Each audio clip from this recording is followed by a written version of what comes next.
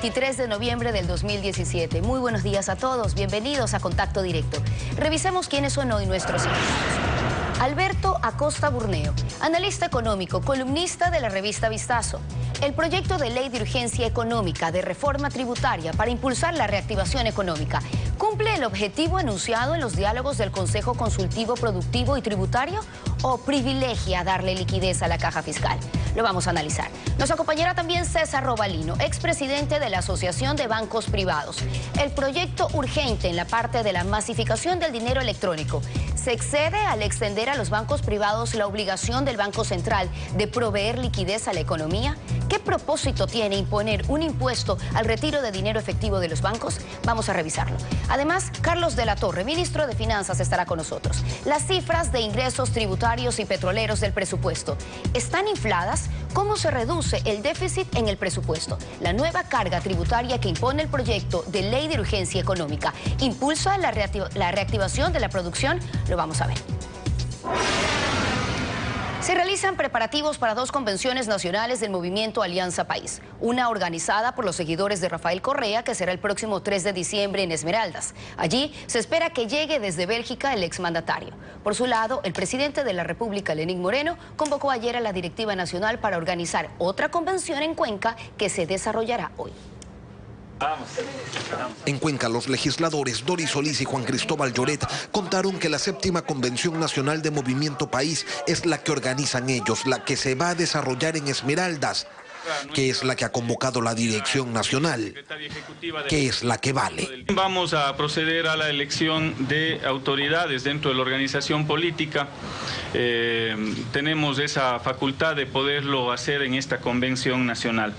Se ha establecido también la posibilidad de poder generar algunas reformas a los estatutos de nuestra organización política. Y que esperan que en ese espacio se solucionen todos los problemas internos que han tenido desde que asumió el poder Lenín Moreno. Quiero erradicar completamente. Quienes ganaron por Alianza País resulta que odian a quienes votamos por ellos y son amigos de los banqueros. Eso es parte de las cosas que han sacudido profundamente a nuestra militancia, a nuestra causa. Y es hora de sincerar esas posturas políticas. Que el presidente Moreno está invitado a la convención, que ya es cosa de él si no asiste. Como los seguidores de Rafael Correa ahora son minoría en la asamblea, prefieren no hablar de números, sino de los intangibles. Esto no es un tema ni jurídico ni matemático, es un tema político, de debate político. No dijeron nada sobre la reunión del movimiento a la que ha convocado para este jueves el presidente Moreno. Se anunciaron contentos que Rafael Correa no solo estará en Esmeraldas, sino que también irá hasta Cuenca, intentando que no se desmorone el partido de gobierno o que se termine de romper de una vez por todas. Alfredo, buenos días. Buenos días, Wendy, buenos días a todos. Hace 7 meses se cuestionaba el estrecho triunfo electoral de Lenín Moreno. Hoy la división en Alianza País emociona a la oposición porque los ve haciendo un trabajo que la oposición no pudo hacer.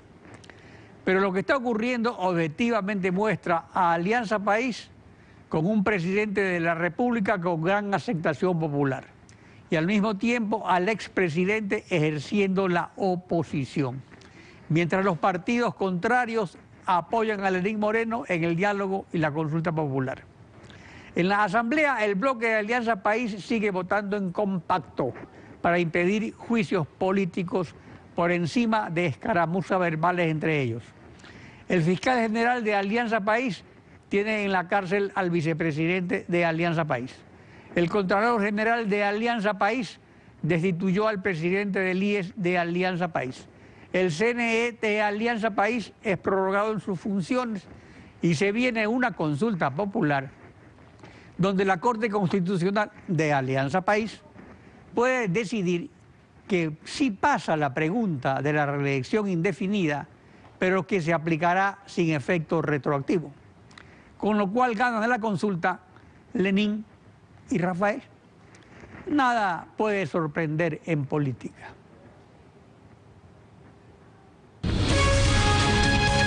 La actualidad, los protagonistas, el análisis y la información en Contacto Directo.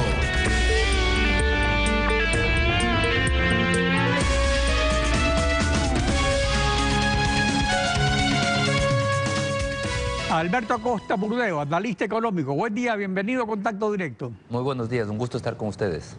En su artículo de la revista Vistazo publicada ayer, partiendo del análisis al impuesto que el proyecto de ley de urgencia económica impone al retiro de depósitos en los bancos, usted concluye que la política monetaria en general que impulsa el gobierno es catastrófica. ¿Por qué?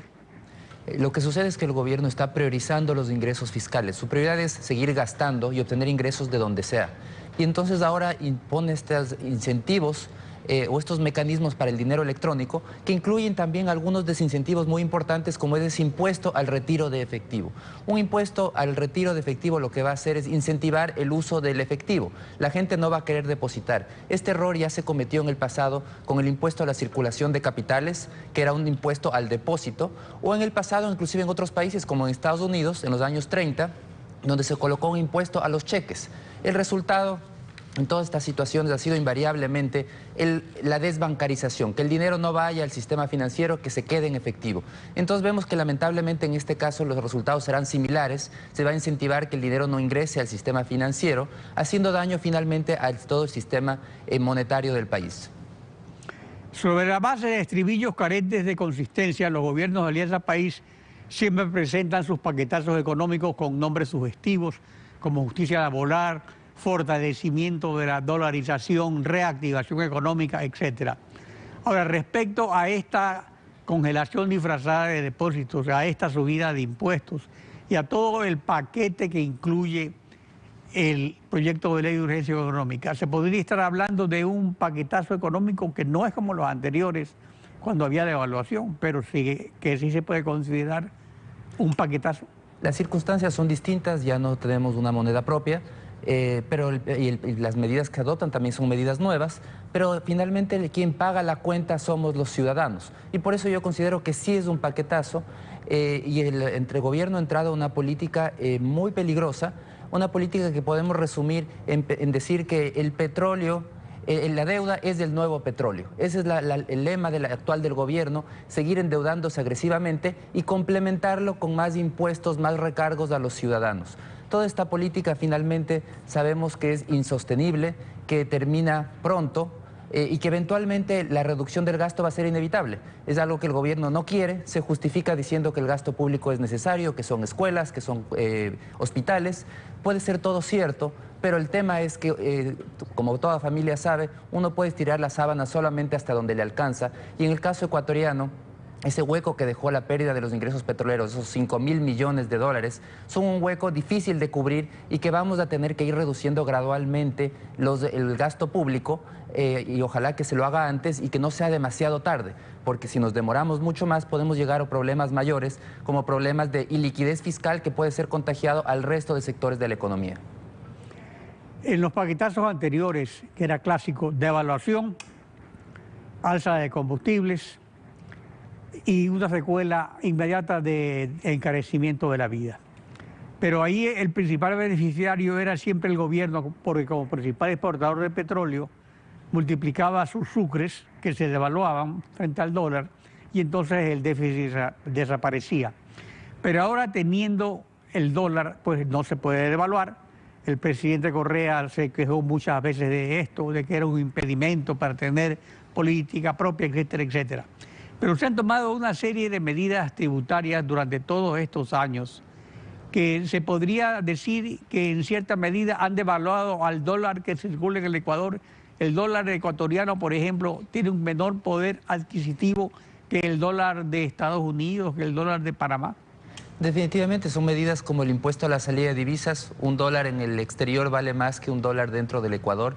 Ahora, con este impuesto al retiro de efectivo, un dólar en la calle, en billetes, va a valer más que un dólar depositado en un banco.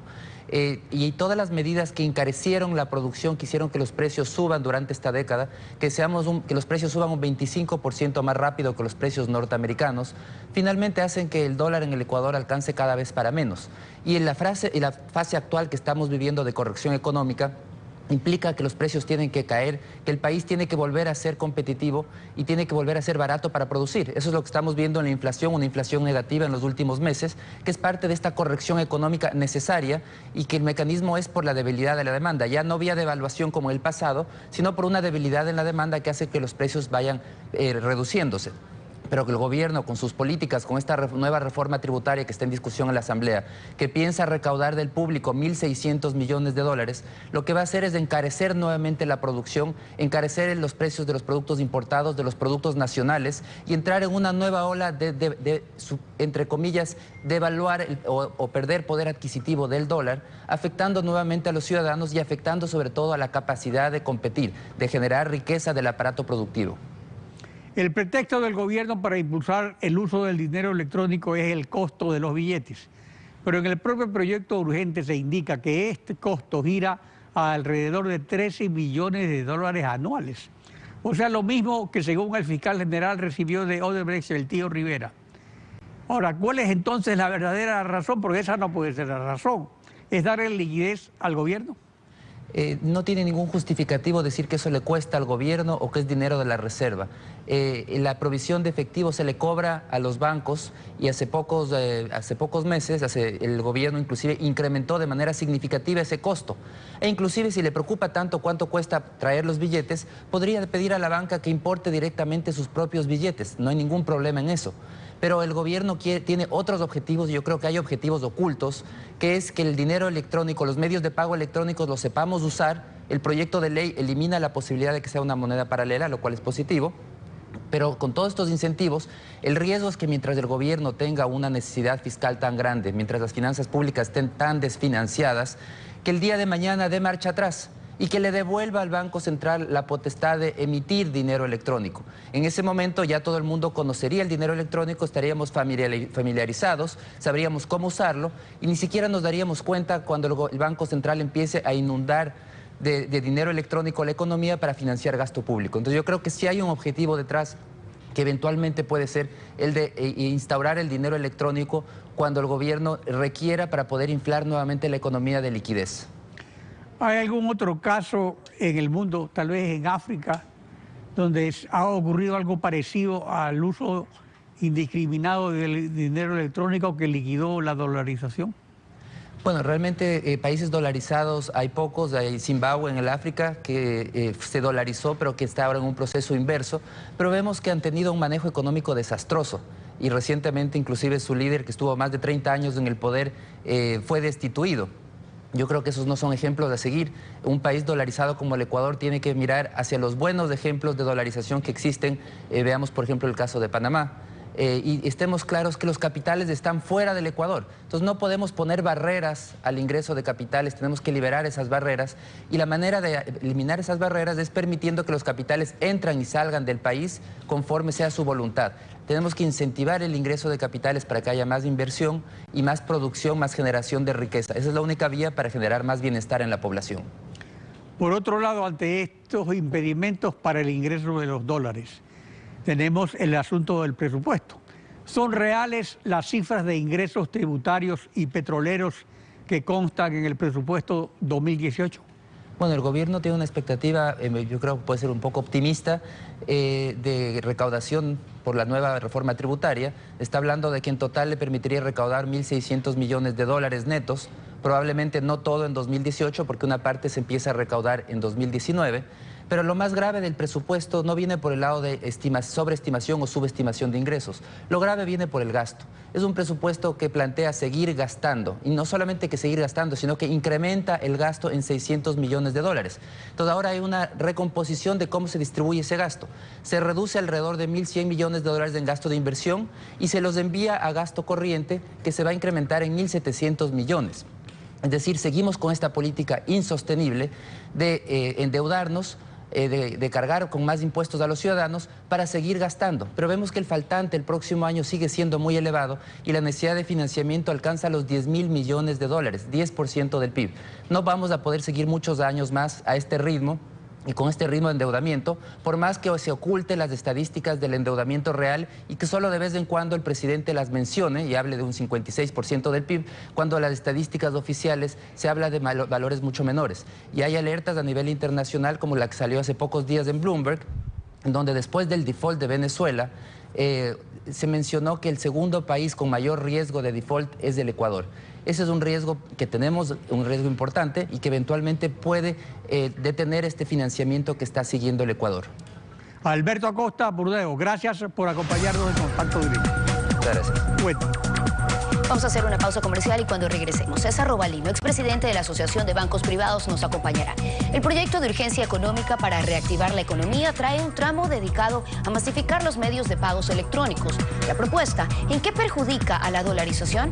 Ya regresamos, siga con nosotros. De agache pasan los simulacros de la consulta popular y la reactivación de la economía. En ambos sobresale el oportunismo de las élites política y económica. Lo escribe Alfredo Pino Argota en la revista Vistazo, que circula desde hoy. La Asociación de Bancos Privados puntualizó ayer en comunicado público las amenazas a la dolarización que trae aparejadas el proyecto de ley de urgencia económica. César Robalino, expresidente ejecutivo de Asobanca. Buenos días, bienvenido a Contacto Directo. Muy buenos días, gracias por la invitación. El artículo 95 del Código Orgánico Monetario y Financiero ordena obligación de proveer liquidez. El Banco Central del Ecuador estará obligado a satisfacer oportunamente la demanda de liquidez en la República del Ecuador con el objeto de garantizar el desenvolvimiento de las transacciones económicas. Y el proyecto urgente reforma este artículo, incluyendo en esta obligación a las entidades del sistema financiero privado. Esta reforma prevé que el Banco Central será incapaz de cumplir esta obligación. Mire, esa es una obligación del Banco Central. El Banco Central tiene que alimentar de dólares físicos a la economía cuando los ciudadanos demandan dinero físico. Y si es que el Banco Central y el gobierno no está dispuesto a absorber eso, transfiérale a la banca privada esa facultad y deje que los bancos privados importen, ¿sí? Pero el Banco Central y la autoridad correspondiente durante 10 años impidió eso, ¿sí? Impidió. Así es que ese es el primer punto. Pero Alfredo, permítame decirle que a mí me parece bien el comunicado de la asociación. Sin embargo, se le ha escapado 2 o 3 puntos. ¿A los efectos de qué? De fortalecer la dolarización y para evitar que el gobierno haga cosas extrañas y raras. No obstante, que el gobierno y el presidente ha dicho que la emisión de dinero electrónico será facultad de la banca privada. Yo sugiero, para evitar los temores y dudas que existen en los mercados y en los agentes económicos, las siguientes medidas a esa comisión y al señor presidente Muñoz Pavel. Primero, en forma tajante, clara, explícita y franca, debe prohibirse al Banco Central del Ecuador y a la banca pública emitir dinero o billetera electrónica. ¿Por qué la banca pública? Porque el día de mañana este frente económico correísta que trabaja y está al lado del presidente Moreno le puede dar la vuelta a través de la banca pública a financiar el déficit fiscal emitiendo billetera o dinero electrónico. Primera sugerencia. Segundo, que no está y no menciona la asociación y no menciona el proyecto de ley, es el respaldo al emitir dinero, billetera electrónica, será 1 a 1. ¿Qué significa eso? Si usted, Alfredo, va a un banco, cuando esté el banco facultado, y le dice, oiga, necesito $500, emita en mi billetera electrónica los 500. Usted entrega $500 en efectivo y le cargan en su celular $500 y comienza usted a gastar. O le autoriza al banco, cárgueme en el celular $500 y me debite en mi cuenta corriente o en mi libreta de ahorro.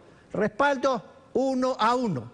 Eso hay que ponerlo en el proyecto de ley que se está discutiendo. Tercero, para estimular los medios de pago como tarjetas de crédito, tarjetas de débito y dinero electrónico, hay que reducir el IVA, no 1%, hay que reducir entre 2 y 3%, ¿sí? Cuarto, en forma voluntaria, a mi juicio personal, y yo he sugerido eso en 2 conversaciones con 2 bancos privados importantes, el costo, la tarifa por el primer año debe ser gratuito. Los bancos argumentarán algo que es muy racional. Tengo costos y tengo que recuperar costos. Sí, señor, es racional la argumentación.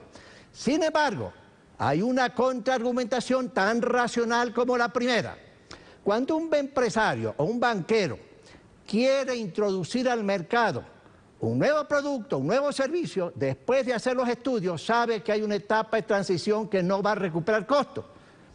Pero en la segunda etapa sí va. Eso pasó con un producto, un servicio creado hace algunos años atrás por el Banco de Guayaquil, por ejemplo, extraordinario producto, el Banco del Barrio. Pregunte al Banco de Guayaquil si en la primera etapa ganaron o perdieron plata. ¿Recuperaron costos? No. Esta es lo que se puede hacer, pero de forma voluntaria. Nada obligatorio, nada. El otro tema es que es no con fines recaudatorios. Yo no creo que esa creación que está, o la intención de crear un impuesto al retiro de dinero de 0,5% al 2%, es una estupidez y torpeza de la autoridad correspondiente que no deberían aprobar. No tiene, creo, fines recaudatorios, en mi juicio personal. El retiro de depósito lo que va a estimular es que la gente... Va a desbancarizar el país. Sí, yo creo, Alfredo, y hay que recordar lo que pasó hace muchos años atrás, cuando un Congreso y un gobierno cometieron el error de crear un impuesto a las transacciones financieras. Desbancarizó al país, la gente no quería utilizar cheques. Pues bien, si crean este impuesto, eso es lo que se va a producir. La gente va a comenzar a utilizar más efectivo. Habrá más transacciones en efectivo porque no querrán saber nada de la banca. ¿Por qué? Por el impuesto. De tal manera que no puede la autoridad económica incurrir en estos errores que son torpes y estúpidos. No, no, no. Pero por otra parte, a otro aspecto. Aquí está en juego la liquidez de la banca. El Banco Central ha venido tomando importantes sumas de dinero de las reservas del IES, la banca y los gobiernos autónomos descentralizados para prestárselas al Ministerio de Finanzas.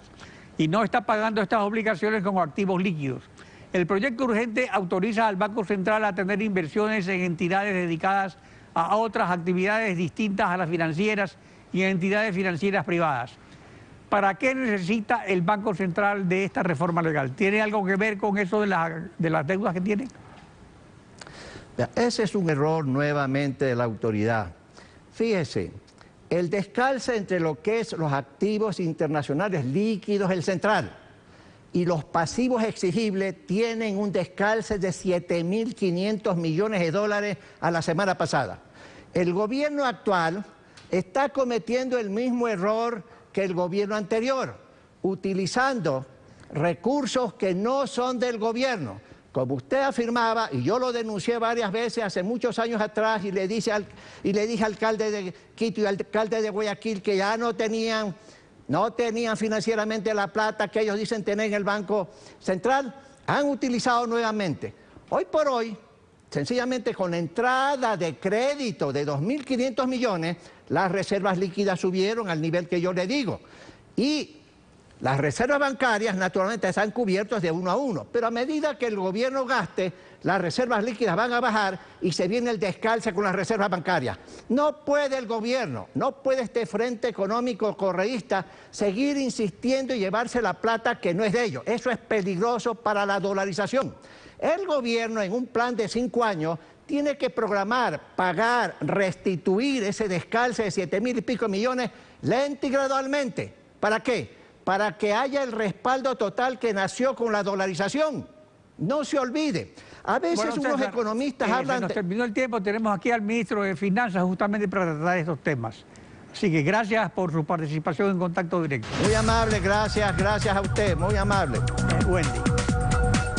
Cuando regresemos estará con nosotros Carlos de la Torre, ministro de Finanzas. Observaciones diversas y de todos lados por las cifras de la Proforma y el proyecto de ley urgente para reactivar la economía. ¿Se puede salvar el proyecto de ley? Lo vamos a analizar. Pausa y volvemos. Carlos de la Torre, ministro de Finanzas. Buenos días, bienvenido a Contacto Directo. Muy buenos días, Alfredo. Un gusto estar aquí con ustedes. En el informe de minoría de la Comisión del Régimen Económico, el asambleísta Henry Kronfeld cuestiona que están inflados los ingresos tributarios en alrededor de 700 millones y los ingresos petroleros en 1.300 millones. Estas cifras son ajustes del SRI y las cifras petroleras toman en cuenta las preventas de petróleo que está renegociando el ministro de Petróleo precisamente porque está todo prevendido. Habría que ver cuáles son los argumentos para hacer estas aseveraciones. Hay que entender que el cálculo de los diferentes rubros del presupuesto general del Estado, en este caso de la Proforma, responden a bases técnicas, análisis que se van realizando sobre hechos reales. En el caso de petróleo, inclusive desde una perspectiva conservadora, se analizan potenciales flujos sobre la base de lo que ha sido la historia reciente. Es decir, no se agregan elementos sobre la base de expectativas que todavía no se realizan. Respecto a la disminución del déficit fiscal que se registra en la asignación para servicio de la deuda, ¿por qué se produce esta disminución? Porque no se ha dado información sobre eso en la comisión. ¿Es contable o se recompró algún tramo de la deuda? ¿Cuál fue la operación que se hizo al respecto? Bueno, hay que entender un poco cómo es que funciona un financiamiento. En este caso, hay que entender que los plazos en los que se establecen las diversas amortizaciones de todos los tramos que tiene la deuda pública son diversos y existen años en que se concentran algunos vencimientos, otros en que no, así que depende de los calendarios específicos de cada uno de los tramos y de cada uno de los compromisos. En el caso del año 2018, los vencimientos son diferentes en otros montos de los que fueron en 2017 y también la estructura de la deuda ha ido mejorando en los últimos meses y años, lo que implica que esos vencimientos corresponden a amortizaciones que son de menor valor que en años anteriores. Sobre la deuda y su techo del 40%, según el presidente de la República, este techo fue sobrepasado, pero de nuevo se contabiliza la deuda como se hacía durante la presidencia de Rafael Correa, y se afirma que solo es del 28.8%. ¿Por qué se contradice el presidente si es cuestión de que él mismo reforme el reglamento del Código de Planificación y Finanzas? ¿Por qué no lo hace? Esto no es un tema de opiniones, es un tema técnico. Existen bases técnicas y metodológicas a nivel internacional y existe una normativa interna que establece que el monto de endeudamiento público que se considera en relación al techo constitucional corresponde a la deuda consolidada y en este caso estamos 10 puntos por debajo de ese nivel. En gastos corrientes aumenta en bienes y servicios de consumo de 2.206 millones a 2.836 millones de dólares, o sea, 630 millones. ¿Para qué son estos gastos? Porque tampoco al respecto ha habido mayor información en la comisión.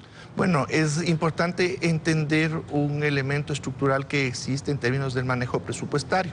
El Estado tiene la obligación constitucional de proveer servicios de educación, salud, seguridad interna y externa y judiciales a los ecuatorianos y la población va creciendo de año a año.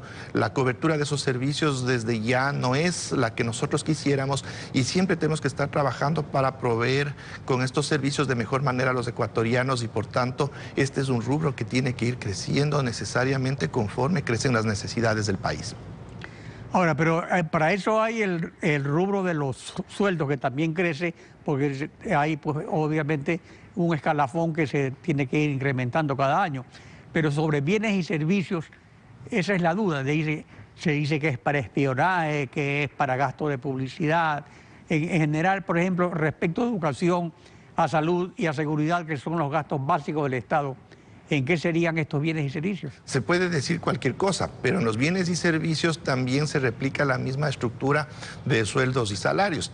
Necesitamos adquirir bienes y servicios para las escuelas que se incrementan año a año, los hospitales que se incrementan año a año. Entendamos que el manejo presupuestario responsable implica la cobertura de servicios que van dirigidos principalmente a los más pobres y estamos en ese esfuerzo y siempre vamos a tener que tratar de ampliar la cobertura y no solo es contratando más maestros, contratando más médicos, sino abasteciendo a los hospitales, a las escuelas de todo lo que necesitan para que esos servicios sean de calidad y abarquen cada vez a mayores números de la población.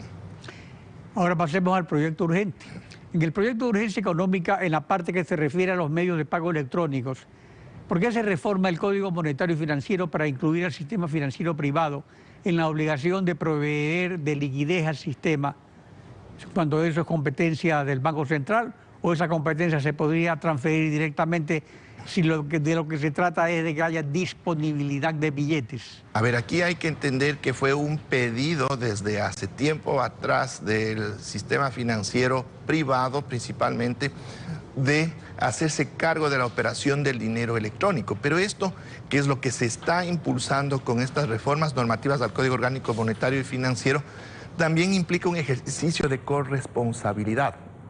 No se puede entregar un mecanismo de pago que tiene una proyección muy importante y de negocio, principalmente para la banca privada, sin que exista una corresponsabilidad de que su cobertura pueda ser ampliada en beneficio de los ecuatorianos para que demanden menos dinero físico que afecta a la economía nacional, esa demanda de billetes, pero que por otro lado esa corresponsabilidad se transmite en que el no cumplimiento de metas determinadas implica que estas instituciones tengan que cubrir con la importación de billetes lo que no pueda abastecerse desde el uso del dinero electrónico ya bajo su operación. Respecto al costo de las transacciones electrónicas, existen desde muchos años transacciones electrónicas, pero evidentemente un elemento que desalienta es el costo de ellas. Se cobran pues 35 centavos más el IVA. Se podría, si se quiere masificar el uso de los medios de pago electrónicos, ¿por qué, por ejemplo, no se establece que durante la primera etapa, para precisamente promoverlo, sea sin costo alguno, que su costo aparezca después del segundo año y que además la rebajada del IVA sea más de un punto y que sea 2 o 3 puntos? Sí, se está trabajando en ello, pero hay que tener en cuenta que se tiene que manejar con equilibrios todos estos elementos, porque detrás también de todos estos servicios financieros asociados a cuentas corrientes, de libretas de ahorro y en este caso a las cuentas básicas del dinero electrónico, implican costos de operación para las entidades financieras. Y si queremos también que estos mecanismos puedan ser masificados y expandirse, tienen que permitirles, si no una rentabilidad a las entidades financieras, no pueden generarles tampoco costos. Entonces, costos que no estén cubiertos de alguna manera. Entonces, tenemos que tener también esa sensibilidad, buscando a la vez que las tarifas sean lo más bajas posibles para que la población acceda y utilice estos medios de pago electrónicos como un buen sustituto del dinero físico. ¿Por qué en la ley no se asegura mediante una disposición legal, digamos, de que no use o no pueda usar en el futuro el gobierno, el Ministerio de Finanzas, el dinero electrónico para pago de proveedores y salarios? Eso sería como decirle al gobierno que no use las cuentas corrientes o libretas de ahorro de los servidores públicos para realizar el pago de la nómina. Hay que entender que el dinero electrónico no es un ente diferente de los dólares de los Estados Unidos. Es un medio de pago que funciona a partir de cuentas que son más simples que una libreta de ahorros o una cuenta corriente y que serán manejados por entidades financieras del sector público y privado y dejarán de estar operadas desde el Banco Central. En la actualidad, ¿qué porcentaje de los salarios, por ejemplo, se pagan mediante transferencias electrónicas o qué porcentaje también a los proveedores se hace, qué porcentaje se hace con cheque y qué porcentaje se hace con dinero electrónico, por ejemplo? Casi la totalidad de la nómina del sector público y los pagos a proveedores se hace a través de cuentas en el sistema financiero nacional. Finalmente, para cerrar, ¿por qué se considera necesario un impuesto al retiro del dinero depositado en una cuenta bancaria? ¿No crearía eso un ambiente de desconfianza parecido al que hubo cuando hubo la crisis del Sucre, de que se puso un impuesto en transacciones bancarias y la gente tuvo desconfianza y no depositaba su dinero. Desgraciadamente hay sectores con intencionalidad política que quieren manejarle desde esa perspectiva, generando miedo y preocupación en la población, pero su interés fundamental es tumbarse la ley completamente y atacan también este espacio que lo que busca es desincentivar el uso de dinero efectivo, pero para cantidades muy importantes. La mayoría de los ecuatorianos no vamos a retirar $5,000 en billetes cada mes de los bancos y por tanto a más del 99% de los ecuatorianos no nos va a afectar. Y se han establecido asimismo las excepciones para los sectores que por su naturaleza sí utilizan dinero en efectivo en sus transacciones, como es la construcción, el sector agrícola y el sector pesquero. Carlos de la Torre, ministro de Finanzas, gracias por participar en Contacto Directo. Muchas gracias también. Wendy. Solo queda despedirnos, que tengan un muy buen día y contigo nos vemos hasta el lunes. Conmigo hasta el próximo lunes.